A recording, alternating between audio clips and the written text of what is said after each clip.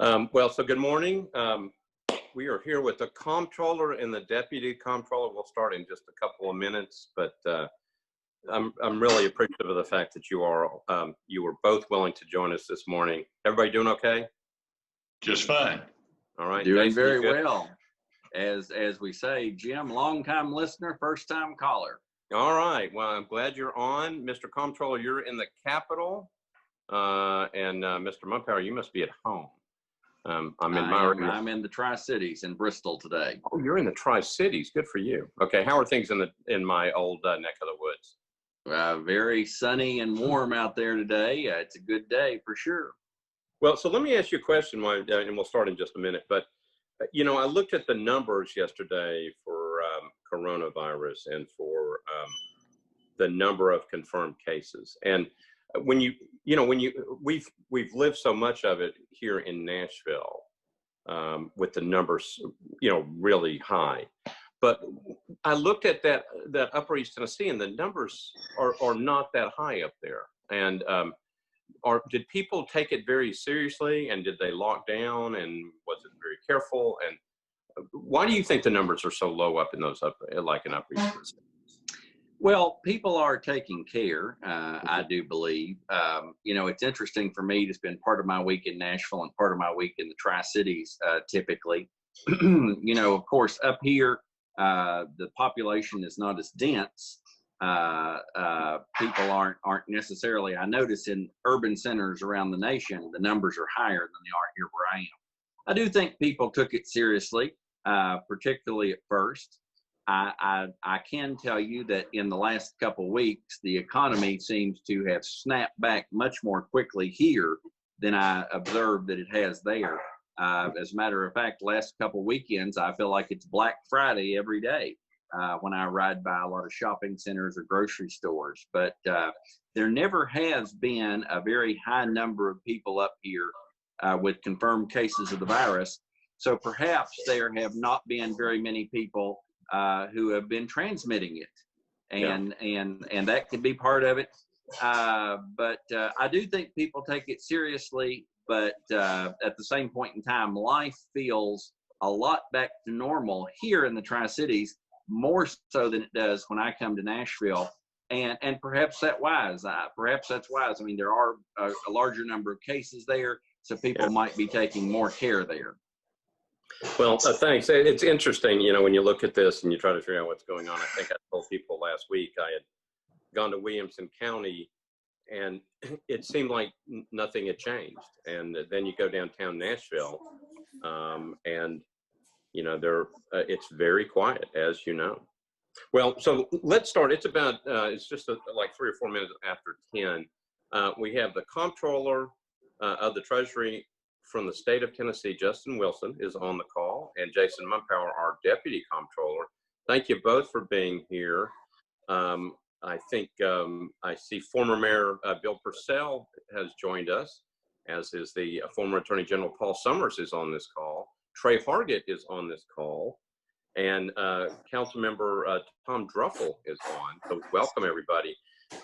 So I think it's only fair, Mr. Comptroller, to start with the question that you've been asking everybody else, and that is, why is the Deputy Comptroller and the Secretary of State and even Mayor Purcell better looking than you? Because you're wrong. Because we're wrong? Yes, I'm better looking. All right, now that you've got that clarified, thank you very much. So, Mr. Comptroller, would you, both of you, just for anybody who is, I've known you for years, and I've known Jason for years, and I think you're both great. Tell everybody a little bit about, both of you, just a little bit about yourselves, and then we're going to get into kind of what the Comptroller's office does, and then we're going to get into the meat of what this conversation is about, and that is, why am I talking to you a couple of days before the Metro takes up its budget? But we'll hold that. Just tell me a little bit about both of yourselves. Well, I'll start. I'm Justin P. Wilson. I'm lived in Nashville for 75 years. All 16 of my great-grandparents were Middle Tennesseans. Go further than that is actually I'm a direct descendant of a fellow who was scalped before the Revolutionary War, just outside of Nashville, and he lived. Went to law school here in Nashville, practiced law for 30 some odd years, and been involved in state government for the last 12. So, so before I switch to Jason, a little bit more about this scalping incident. Well, he was really outside near Fort Nashborough, and it was under attack by the Indians, and he was scalped. They got him into the fort, and he lived and had kids. Thank God. How interesting. All right, so Mr. Deputy Comptroller, can you top that story? Oh, I think you're muted. Jason, yeah. Yes, there I go. I fixed that. I might look like I've been scalped. That's the only way I can come close to that story. But I am a native of Bristol, Tennessee. In fact, still live in Bristol, Tennessee. I'm coming to you from Bristol today. Jim, I've known you for 24 years. I first met you when I was first elected to the Tennessee House of Representatives back in 1996, and you at that time worked in the House.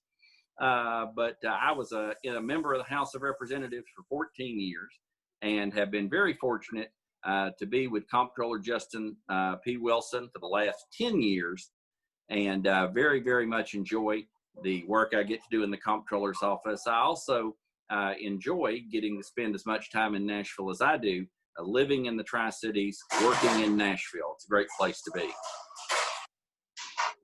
We have somebody's doing some dishes in the back. I'll get everybody to mute for a second. All right, so Mr. Comptroller, just briefly, the role of the Comptroller in the state of Tennessee for people who, everybody hears about it. We see you all on television, but what is the Comptroller? What is basically your responsibilities to the state of Tennessee? I think the easiest way to understand this is that I'm the money cop. That's what I do. And our purpose is to make government work better. We do this really to ensure the integrity of government. We do this by getting good information, making sure the information that the decision makers have is good, because you really can't make good decisions without good information. And secondly, and just as important, is that we, primarily through our audit function, make sure that the money that government takes from the taxpayers is spent properly, spent the way that the legislature, or the case of the council, or the commissions determine. We do that, first of all, to be sure it goes to the right place, and secondly, to look for and to root out fraud, waste, and abuse. That's primarily what we do. And while I'm the money cop, the truth of the matter is that Jason runs the shop. He runs the shop. All right. So Jason, since you run the shop, anything you want to add to that? We always knew that you did all the work. But, that's very kind, and I appreciate that very much. And the Comptroller's office is very expansive. I think what we're going to talk about today, and where we come into contact with you almost, is our financial oversight of local governments. We also have really involvement with the state's budget. We also have oversight and assistance responsibility for every property assessor in the state. We work with property assessments. We, in effect, serve as the 96th assessor. We do quite a bit of assessment work in our Office of State Assessed Properties. We safeguard the state's bond rating. If it has to do with federal, state, or local dollars, we have a role in it. Okay. So, when I came into state government a long time ago, one of the people that I admired greatly was Bill Snodgrass. And what I always understood his role to be, and he would take, abuse for it from either side or whatever, but his job was to protect the integrity of the state of Tennessee. and to protect the financial and every other aspect. I used to deal with Mr. Snodgrass's office on both budgetary matters and then procurements and everything else like that. And I learned very quickly, both from Mr. Snodgrass and his staff, that their job was to protect the state of Tennessee. And so I appreciate what you all do. And, you know, both of you, in terms of your role, that's what you do. And so many people don't understand that, but your job is to step up and protect us, and protect, you know, the state and its integrity. So I very much appreciate it. All right. So having said all that, you know, I've been on the city council for 12 years and been vice mayor for 2 years now. You know, I had been on the budget committee. We had always passed our budgets and gone through the ups and downs of different things. We had never ever seen your office until last year. All right. And then you all appear, you know, at the invitation, I believe, of Mr. Crumbo, who is also on the phone, Kevin Crumbo, our fiscal director for Metro. You all came down. It was kind of a first. So tell the folks that are watching how that sort of happened. And at that point, why did you come and what was the message? And you can both do it. So I'll start with you, Mr. Comptroller. You know, all of a sudden you were testifying in front of the Metro Council. Well, it's not a good place I want it to be. Let's start off being very clear about that. Is that one of our duties, our primary, as far as oversight of local government, is to be sure that you have a balance, a budget that works, that's balanced, and meets your legal obligations. And turned out that in our view, the budget that was passed by Metro Council didn't meet those requirements. So something needed to be done. And fortunately, the Metro Council took the steps necessary to really get through the year. I think that's about all you can say, but that's what they did. Okay, so go back. So obviously, you know, here you are in front of the council. We've got a situation with a budget that doesn't balance, and you step in. Tell folks the authority. What is your authority? And again, Deputy Comptroller, you can step in as well. What is your role in overseeing? I mean, obviously, Nashville is just one of many cities in the state of Tennessee. I assume you don't do this all the time, but what is your authority to kind of step in and deal and do something about it? Well, we have the authority and the duty to approve all the budgets of all the local governments, counties and cities. And if we do not approve them, if they do not meet basic requirements, then we have the obligation to adjust the budget in such a way that the cities or the counties can meet their obligations. That is something last step is what we do everything we possibly can to avoid. But that is the statutory authority, and that is something we want to make sure that, you know, that the cities can function, can deliver their services to the people. And that's what we try to do. And of course, it is to say Nashville is unfortunately not the only local government that we have this oversight of. And we are actively working right now in other communities, both large and primarily small, who are facing very similar circumstances, financial crisis, for different reasons. Okay. So back to you, Mr. Comptroller.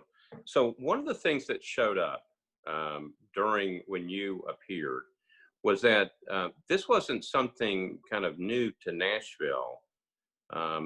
You had sent letters before to us warning about concerns. I think it was both with water rates and infrastructure, but this was not you had been watching this apparently for a couple of years. Is that right? Well, we actually have been longer than that, but we started addressing it actively in the last couple of years. The case of water, and Jason can probably deal with that more fully than I can. It's been several years. Basically, what's happened is that Nashville has been funding government on the basis of reserves. It has spent more money than it took in. That's a very simple way of saying it. Okay. Jason?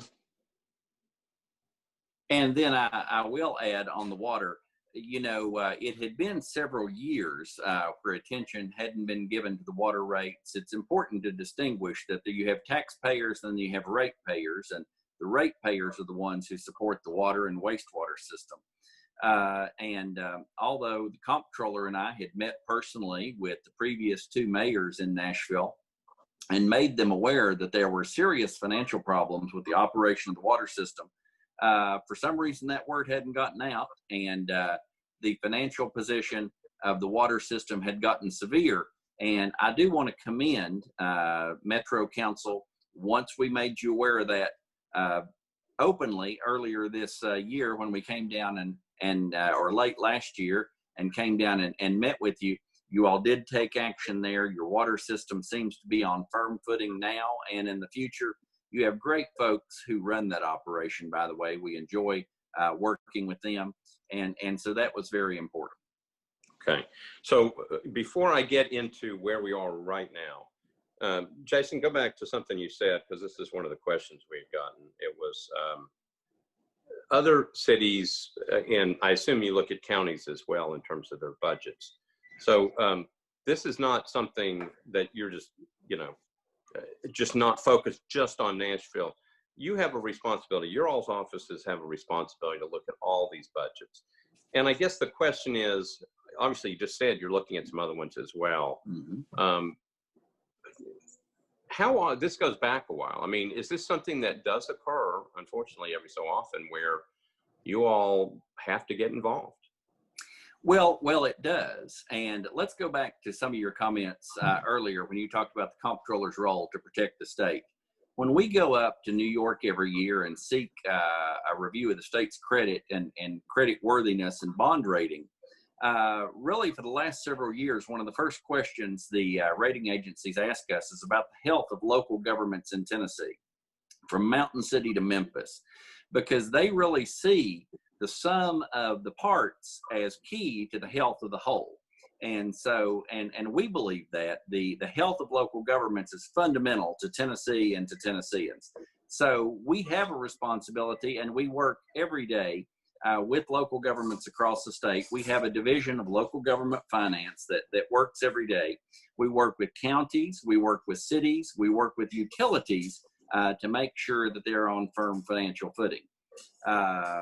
We work diligently. Sometimes we catch things. It's different how we come across things. But yes, I'm going to be in a very rural East Tennessee county next Tuesday, or a week from Tuesday, working with them. So we are working with local governments, large and small. Okay. All right. So let's get into why we're talking today about this. The Metro Council is looking at the budget on Tuesday night. It's right in front of us. Mr. Comptroller, you sent a letter to me as the Vice Mayor, to Chairman Bob Mendes, and to the council members that goes through a couple of different things. But let me just read the most important line, which is the last line. All right. And then we can talk about how you got us there. So this is from you to us. It says, more seriously, a budget that is not balanced or fails to meet Metro's legal obligations will result in disapproval of the budget and, unless corrected, would result in a takeover by the Comptroller's Office of Metro's finances and surrender by the Metro Council of its responsibilities to govern. Nobody wants that to happen. So that's obviously very serious language, okay? You made your point. So council members have it.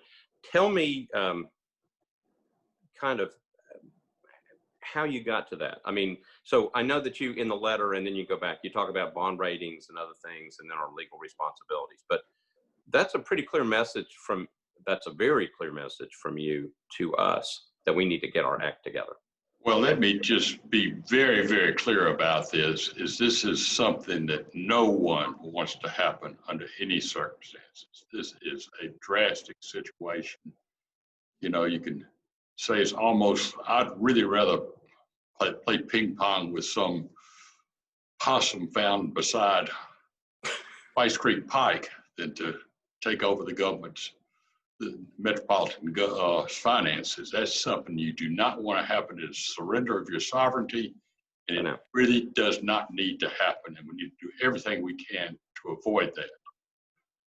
The problem is that you need to be able to fund government. That is the underlying obligation. And to do that, you really have to have a budget that's balanced and a budget that has adequate reserves, so as things go wrong, and they always will, that you can be able to deal with them. And you need to meet your legal obligations. That's all I'm looking for. That's what needs to happen. And I believe it can happen. And that's exactly where we're looking for. And that's basically it. All right, so let me ask you this. In terms of, and a lot of your letter starts with the bond ratings. There was this indication that S&P Global Ratings recently revised the outlook for the metropolitan government from stable to negative, but they did affirm our AA long-term ratings. You congratulate us on the AA ratings. You talk about the stable to negative and what we need to be careful of. And then you basically say, the report notes the following two actions could lead to a revised outlook from negative to stable: adopting a structurally balanced budget and improving reserves. All right, so what we have, so as we get ready to go into this budget discussion on Tuesday night, the mayor's budget, I've said it this way before when Kevin Crumbo was our guest. It's kind of because of everything that has gone on, the COVID-19, the instability in our economy, that type of stuff. It's a $330 million shortfall that we're looking at next year. So the way the mayor is dealing with it is he's got a $1 proposed property tax increase, but it basically structurally keeps the budget intact, it balances, and it puts money into what the state calls the rainy day fund. We call them, 5% funds. Is that what you're looking for? Is that the overall concerns is a balanced budget and making sure we have our reserves replenished? Is that? Well, and to meet your legal obligations. That is. Now, things can go wrong. And we are really looking for ones that meets the legal obligations, balances, and that has adequate reserves to be sure that you can fully meet your obligation, you can operate. Have those items, that's all we're concerned about. What's important for you, what your priorities are, that's for the Metro Council to decide. Okay. Mr. Mumpower? Well, and going back, let me give another example. Let's use another big city as an example. Look at Memphis. The Comptroller, in a way very similar to how we're involved in Nashville right now, became involved in Memphis back in 2013. And that intervention, that educational process, that wake-up call helped Memphis get themselves back on track in a very real way. And so I hope, if anything, that you all in Nashville see the Comptroller's involvement as a helping hand, because that's what we want to be. We want to be helpful, and we want to see Nashville flourish. I mean, if anything, Nashville is a great city. We all know that. And if anything, this is an opportunity. Take advantage of this opportunity to get back on track, take care of the fundamentals of running the city. And we've been through some interesting times, whether it's the tornado, whether it's the COVID, But you know, the thing about it is, what the tornado and the COVID showed us is Nashville was not ready for any hiccup. I mean, they hadn't prepared very well financially for such a thing as this. We don't know when the next one's coming. This is an opportunity to fix it for now and the long term. All right. So, and I agree. I mean, obviously nobody could foresee the tornadoes or the pandemic. And obviously you had been there in the fall and told us to be careful, and steps were taken to get the budget balanced. Tell me a little bit more about what you are looking for in terms of fund balances, the rainy day. I know that the mayor has, I think, about $100 million he's putting back in to get some of these things back to at least close to where they're supposed to be. This is not obviously it's not like there's I guess you could use some type of formula, but we basically had depleted our funds. So we didn't have rainy day funds. I mean, we're very, very, very low. Is there something that, is there something particular you're looking for in terms of trying to get those fund balances up, with the understanding that as we're currently in a pandemic, it can come back in the fall and hit us really hard again? Is there something you're looking for in terms of what we're trying to do without telling us what to do? Yeah. Well, you know, I don't want to tell you how long a piece of string is, but I can say that Metro has a longstanding policy of a 5% balance in its funds. I view that as somewhat low. I would prefer a higher amount than that, but this is what Metro's policy was or is.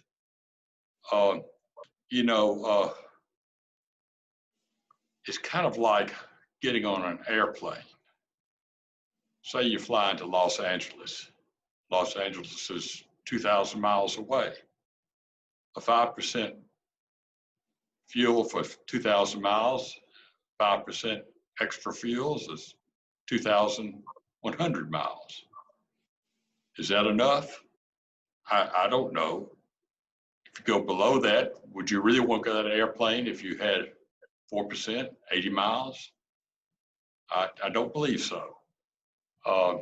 It's kind of, I think that as a minimum, and I think we need to focus now because of the situation Metro is in right now, and it can't deal with some of its really long-term problems financially, that you need to deal with the minimums to be sure you meet those. And I think that 5% it's Metropolitan's own number. We certainly strive much higher than that in the state. So while we've been busy, trying to figure out how we're dealing with our stuff, a question just popped in that said, what are other cities? Obviously Memphis, it's about the same size as we are, and Knoxville and Chattanooga are smaller, but what do you, I know I've seen the chart that lists reserves, and of the major big cities, I think we were last. So, yeah. So what about other cities in Tennessee? What are they looking at? Are they, have they taken better steps, or better, have they taken steps to make sure they've got reserves there in case they ever ran into a problem? Well, yes, they clearly have, and the government organizations recommend basically 12%. Memphis has got a policy of 8%. Chattanooga and Knoxville are, they are clearly more than that. Yes. Okay, Mr. Mumpower, any comments? Well, I would just back up completely what Justin said. There's an organization called the Government Finance Officers Association out there that requests 12 to 16% fund balances. So it's always good to be prepared. I think your policy of 5% is the bare minimum you should look at right now. And hopefully, as the economy recovers, you can continue to grow that so that you're prepared for the next big dip. Okay. So both of you, so let's just ask you in terms of prepare for the next big dip. So the state has what, over $1 billion in its rainy day fund, right? So it's been putting money away as the economy picked up since 2009, 2010. They've been putting money away for a rainy day. All right. So that's why they call it the rainy day fund. We obviously Nashville didn't put money away for a rainy day. We were looking at the economy's growing, everybody's happy, lots of tourists downtown, but we didn't do that.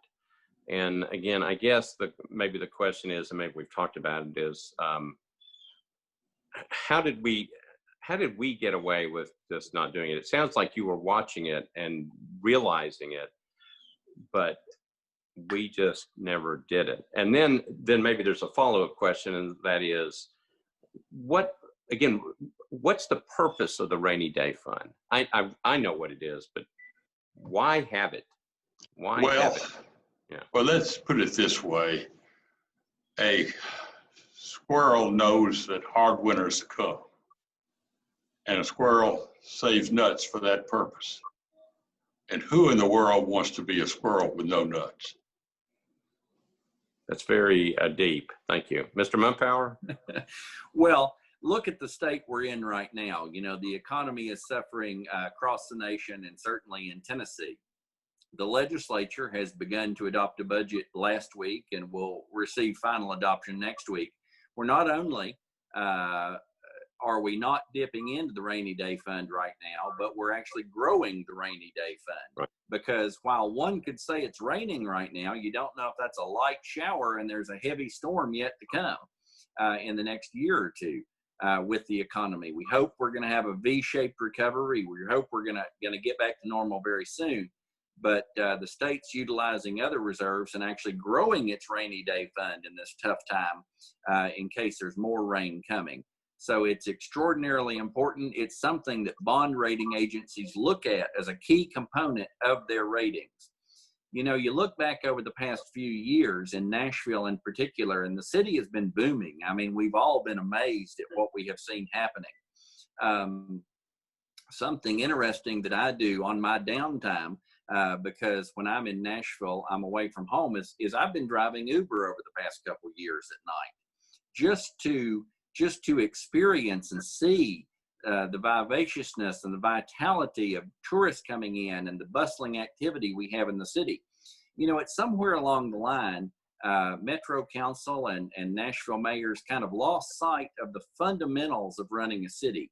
And we were experiencing that growth and just didn't keep up with the core services of a city. We talked about water, but there are other core services of a city that didn't get kept up with. And then when times got tough, we saw things get tough, and you started borrowing from other interagency funds and that kind of thing. And that's just not a way for a key city like Nashville to run. So reserves and fund balances, very, very important. Okay. So what would be your guidance going forward? And I will always tell you, and you've both been on these calls today, I always save a big question for about 20 minutes still. So I've got one. So this is responsibility of Metro government, the mayors that we've had, the councils of which I've been involved in. One of the questions I would ask the finance director, or I used to ask, was, don't you worry about an upcoming recession? I mean, we went such a long period of time. It was basically about 10 years where things were just great. But forget the pandemic and forget the tornadoes for a minute. I mean, just based upon how the economy works, that we go up and we go down. So you're always supposed to be putting some money away just like the squirrel, you know, you're putting money away for when that downturn hits. And I guess I would say that we like to say that we learned our lesson, but what would you tell us to do going forward to make sure that this doesn't happen again? And either one. Well, let me just say a couple of things. Immediately, you have an immediate issue you need to deal with, and that is to have a budget that's balanced and meets its legal obligations and has adequate provision for things that can go wrong. That is a short-term solution, and I think maybe where Metro's finances are right now is an appropriate thing to focus on.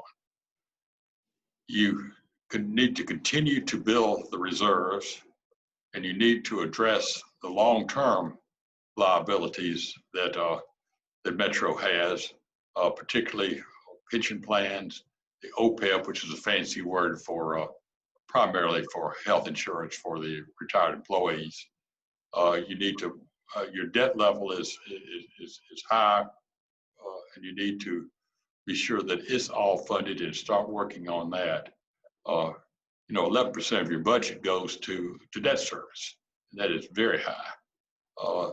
It is a structural situation that needs to be addressed, and it needs to be addressed systematically over a long period of time. And you need to make sure that you deal with it each and every year, and that every year you contribute to deal with the debt, to deal with the pensions, and to deal with the OPEB or the health benefits for the retirees. Okay. These are monstrous things that can come back and bite you. The debt levels and the OPEB levels are twice that of Memphis and twice that of the state of Tennessee.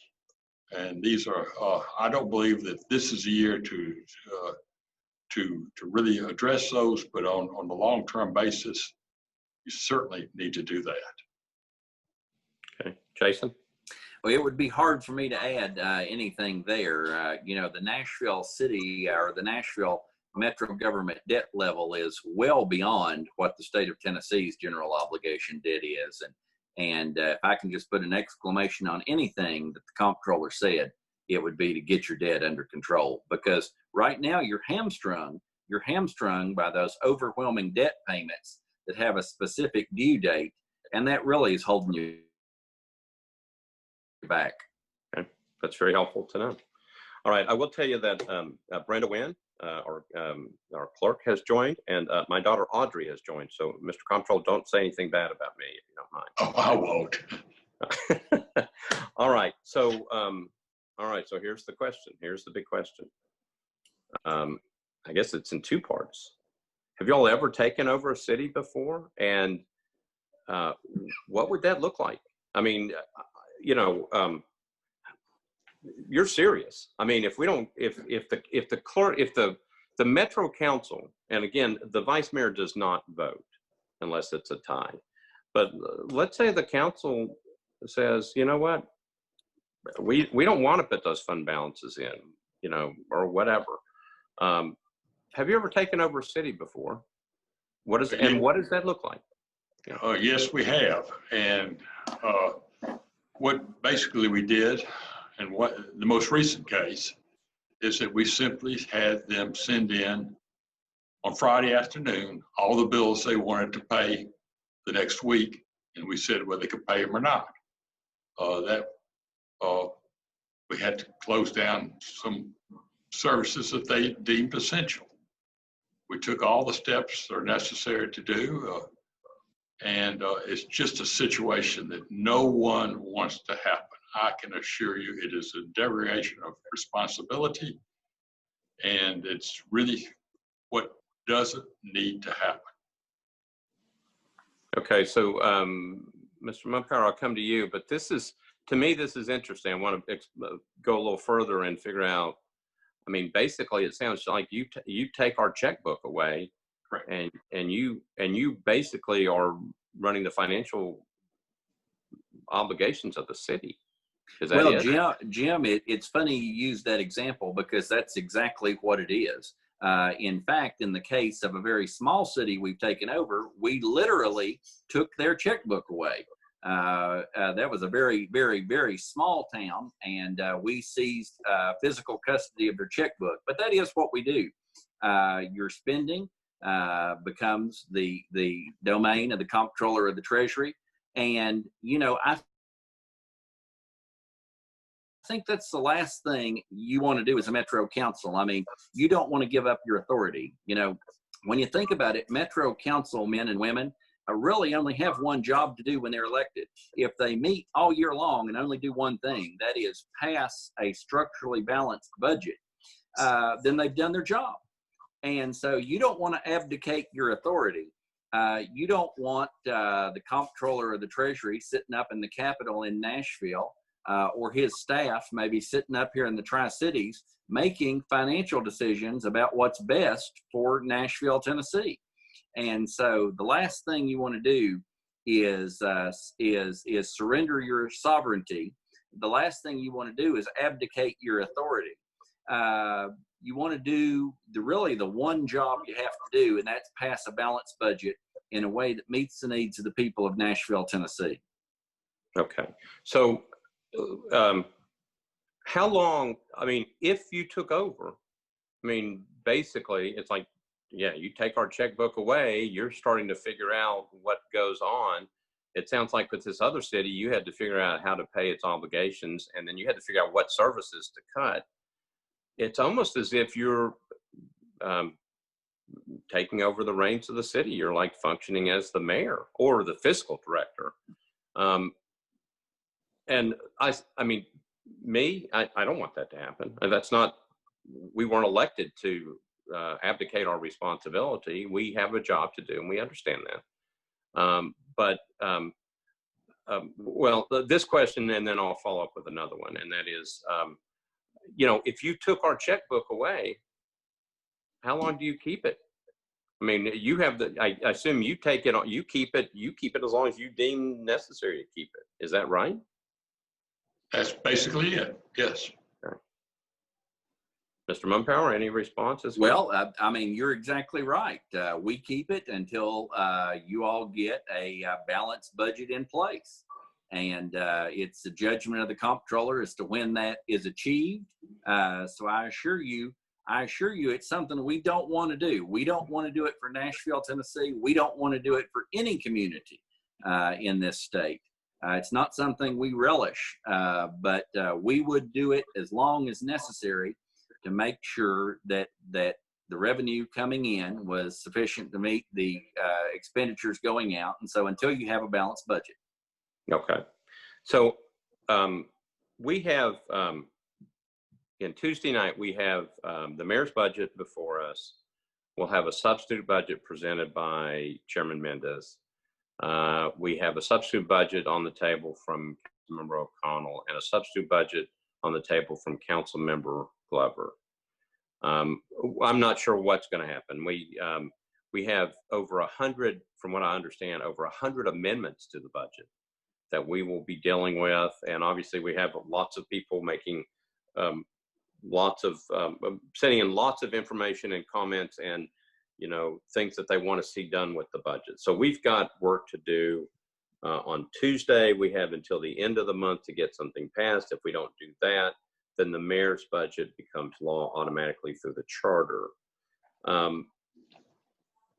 So there's a lot of stuff going on. We're, if you take a look at our emails, we're just getting inundated with emails from different people concerned about different things. And you've got people concerned about, obviously there's a lot of issues going on with the police. You've got issues going on with people who are concerned about raising the property tax. You've got people mad that we're still in phase 2. Just generally lots of things happening. So here's the question to you. I read your letter, Mr. Comptroller. I read it and it's like, wow, that's very, you laid it to the point. How do you make sure that everybody knows that you're serious? I don't know. That's a difficult question, but I read it and it's like, I've never seen any kind of letter like that before sent to us as a council. But how do you make sure that people know that this is not, you're not playing a game? Well, let me start off by saying what is good for Nashville is probably very good for Tennessee.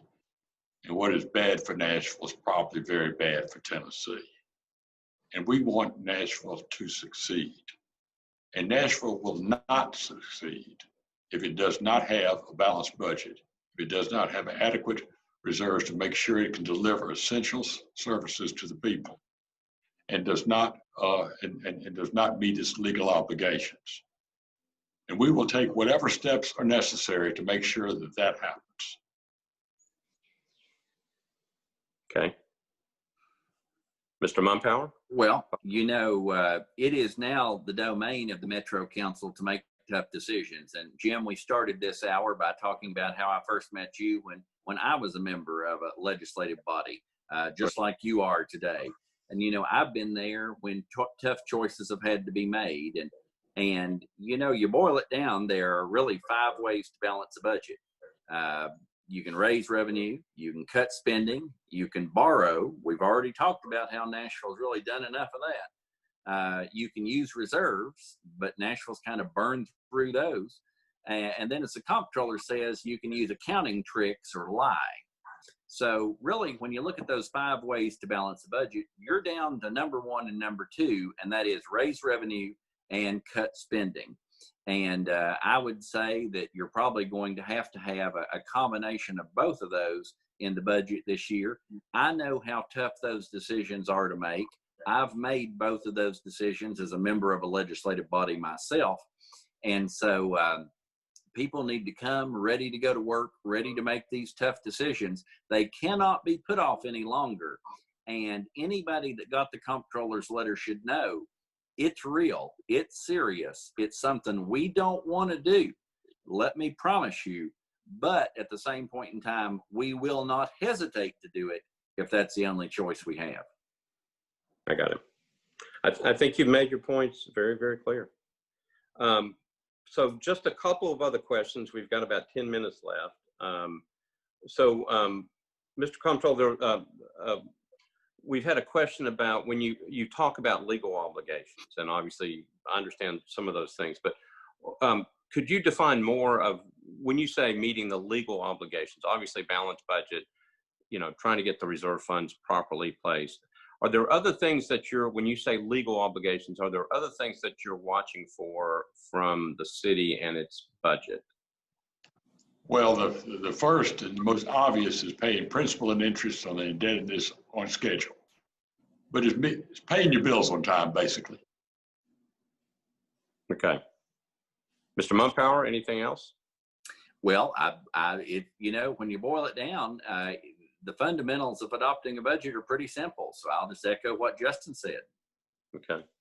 Go ahead. Let me go on to a couple of other legal obligations you need to make so that you've got not just the contracts that you're a party to, but also your obligations under state law, such as the maintenance of effort for education. Okay. But those obligations. Okay. So so for people who don't understand, there's certain things that we have to do in terms of funding the school system that we have to continue to do. So you're watching that. You're watching to make sure that we pay our debts like we're supposed to. Obviously, you've spent some time talking today about our debt obligations, and our city's debt obligations are pretty substantial. And it's interesting. I'll tell you, I'm watching the chat box as it comes through, and I assume you all are too. There's a lot of people saying, okay, what did we do wrong? How do we clean this thing up? How do we fix this? And we've talked about that. I would think, based upon what you all have said, this is, you certainly don't want to take our checkbook away. Nobody wants to have that done. You don't want to have to start making decisions for the city. That's our responsibility. That's why we ran for office. We have to make those decisions, whether sometimes they're easy and sometimes they're very, very difficult, but that's our job. And we don't want to abdicate that role. So again, we have responsibilities, but I guess what I was going to say is that a lot of people who are sending in messages don't want us to get in this situation anymore. And I'd asked you before, and I guess this may be something that we have to work with you all on and work among the council and work with the mayor's office. But yeah, I'll say it. I'll say it in a different way. So you all are state officials. At some point, many years ago, there was an old story about Senator Henry. When Senator Henry had first come in, he was on the budget committee and he was looking for a copy of the state budget. Have you ever heard this story before? Looking for a copy of the state budget so he could read it and figure out what was in it. And I think somebody said, no, you can't have that. You know, why do you think you get, you know, it's like, you're not entitled to see what's in the state budget. You're not, who are you? So we've come a long way. I particularly, as a product of state government, and you all are too, always been thought that the process that's used for the state budget is very good. And that is, not only are you watching the budget, but you've got the treasurer watching the budget, Secretary of State is usually involved in it. You've got a budget office with the legislature. You've got a fiscal review committee. You've got a budget division out of the governor's office. You've got all these people watching to make sure that everything is accounted for properly, particularly from your all standpoint. From our standpoint, Metro, we don't have as many employees, and we don't have the number of eyes watching the budget. So maybe my last question to you all today is, with people sending in messages and saying, how do we make sure we do it right from now on? And you've talked about it, but practical suggestions about what we could do to implement in Metro, assuming that we get this budget right, and we'll see, you know, certainly have high hopes that we'll take care of it, you know, in the next couple of weeks, or maybe even Tuesday. But practical steps to make sure that there's enough eyes watching us to make sure that we do it right from now on. Any suggestions? Well, I think the easiest thing to do, most important thing to do, is just pay attention. Okay. That's the information is available. Every bit of this information we talked about, every bit of these problems were discussed and were available, and people just chose not to pay attention.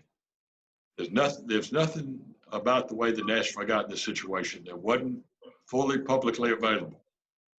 It just, no one seemed to care or pay attention. So I think that's the number one thing that needs to be done. Okay. And adding to what the Comptroller said, let me say that every week your finance director, Kevin Crumbo, and some on his staff have a phone conversation with our local government finance staff. And we think very highly of Mr. Crumbo. He's doing a great job. We think very highly of your finance staff. We want you to continue to partner with us. We sincerely want to help. We want to help all we can. We want Nashville to flourish. We want Tennessee to flourish. And, you know, Jim, as I'm coming to you today, I am sitting at my dining room table in Bristol, Tennessee. And this is oversimplified, but the fundamentals are not different. Just like sitting here at my dining room table, my wife and I have to make sure that we don't spend more than we have coming in. And Nashville, you need to sit down at the dining room table collectively and stop spending more than you have coming in. Stop going into debt to pay for these expenses. Start paying that off. And we are committed to working with you, to helping you. There's nobody that loves his hometown more than Justin P. Wilson does. And he is a champion for Nashville and a champion for Tennessee. We're here to help. Right. Well, let me answer your question in a concrete method, and that is, one of the things that should happen is for the members of the Metro Council to ask tough questions and insist on good answers and to pay attention. Okay. Well, I appreciate both of you being on this call. The council has its work cut out for it on this coming week. Again, for people watching, we meet Tuesday night, 6:30. Budget's on third reading. We have lots and lots of amendments to go through. We have at least 3 substitutes we're working off of, along with the mayor's original budget. I know there's a lot of thought going in and a lot of people interested in this. I learned from my legislative days over on the state that, you do it right. If you're not ready, you have some time we have some time built in to push it off a little bit, to make sure we know what we're doing. I will say there's obviously a lot of pressure on these members to make sure they've got it right. And we have 18 new members that have never been through a budget process before. And this is the one they're cutting their teeth on. But you all have been exceptional guests. I so much appreciate you being on here and being, open and honest. And Mr. Comptroller, I've got your letter, and so does the rest of the council. And I think you've made it very clear what it means. So I will tell everybody that next week we have Martisha Johnson, who's the public defender. She's going to be on our call, and we'll either have a budget passed by then, or we will be getting ready to have another meeting to look at it. But thank you both for taking the time today. I really am appreciative of the fact that, first of all, that you took the time, you answered our questions, and that you care about the city of Nashville. Because I know that your job is to care about the state, but obviously Nashville is a major part of that, and you care about our city as well. So thank you both. Have a great rest of the weekend. Everybody else, the same to you. You all stay safe, and we'll talk to everybody next week. All right. Thank you. Thank you both. Thank you. Thank you very much. Thank you very much.